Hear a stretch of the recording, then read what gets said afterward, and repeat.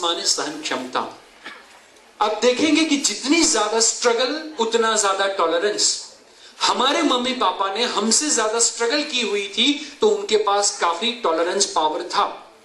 उनका 50% हमने स्ट्रगल किया है तो हमारे पास उनके जितना टॉलरेंस पावर नहीं है, हमारे अंदर 50% टॉलरेंस पावर है। और मजे की बात यह है कि हमारी जो नेक्स्ट जनरेशन है, जो हमारे बच्चे हैं, उनको हमारे से 10% भी स्ट्रगल करने की जरूरत नहीं है।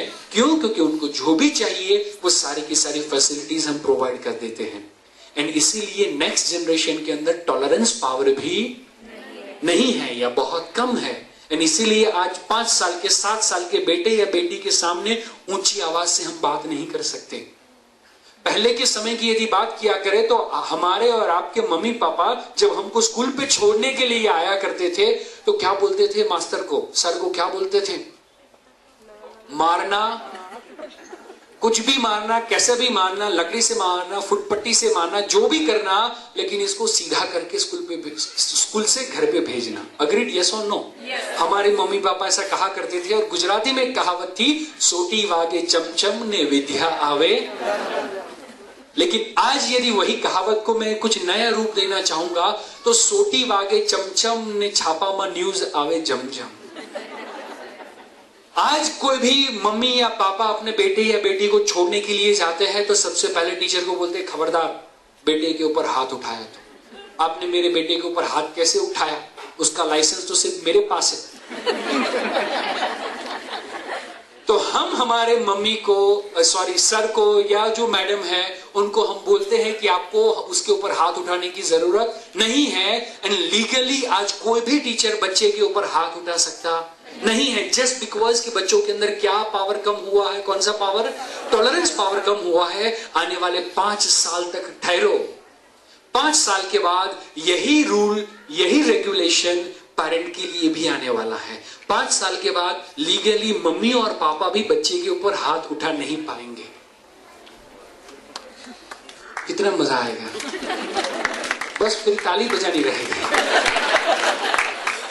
उस समय पे सिचुएशन क्या होगी जरा सोचते हैं कि बेटा उठ नहीं रहा है, स्कूल पे जा नहीं रहा है और पापा ने 2 थप्पड़ लगा दी और बच्चे को उठाया, स्कूल पे भेज दिया। एंड पापा ऑफिस पे चले गए। बच्चा रिसेस टाइम में पुलिस पे फोन करता है कि मेरे पापा ने मेरे को सुबह सुबह में 2 थप्पड़ लगाई। फोन रखा, पुलिस पापा को ऑफिस से उठाती है, पापा लॉकअप में है। बेटे के पीछे पीछे मम्मी को भागना पड़ता है। स्कूल में मम्मी जाती है और बेटे को रिक्वेस्ट करती है, बेटा तू जल्दी से साइन कर तो तेरा बापू जेल से छूटे। एंड बेटा बोलता है कि सर ने तो 1-2 दिन तो पता चलेगा कि बच्चे के ऊपर हाथ नहीं उठाना चाहिए।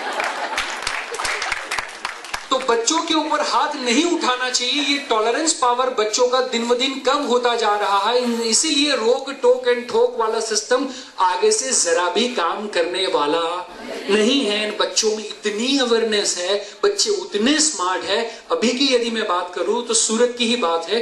इम्तियाज भाई करके हमारे एक पार्टिसिपेंट, उनकी बेटी तकरीबन 4.5-5 साल के आसपास की, वो बाजू में घर पे खेलने के लिए गई हुई थी। एंड वो जो लड़का था उसकी मम्मी उसको बात बात पे गुस्सा करती थी, उसको बाथरूम में बंद कर देने की, उसको मारने की धमकी दिया करती थी। तो जो बेटी है 4.5-5 साल की, उनके मम्मी पापा दोनों ने पेरेंटिंग का वर्कशॉप अटेंड किया हुआ है।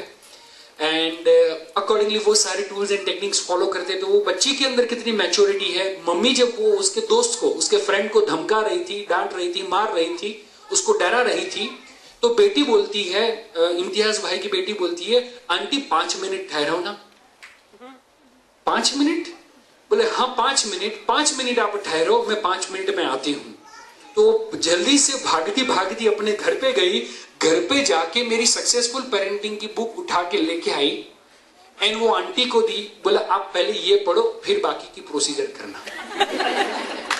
जरा सोचो, आज वो 5-5.5 साल के बच्ची को भी पता चलता है कि बच्चे के ऊपर हाथ उठाना नहीं चाहिए, जस्ट बिकॉज उनका टॉलरेंस पावर कम होता जा रहा है। तो मैं सिंपल सी बात कहता हूं, ये सारे फैक्टर्स की बदौलत यदि हमारा बच्चा हमारी बात नहीं मानता, उसमें बच्चे की कोई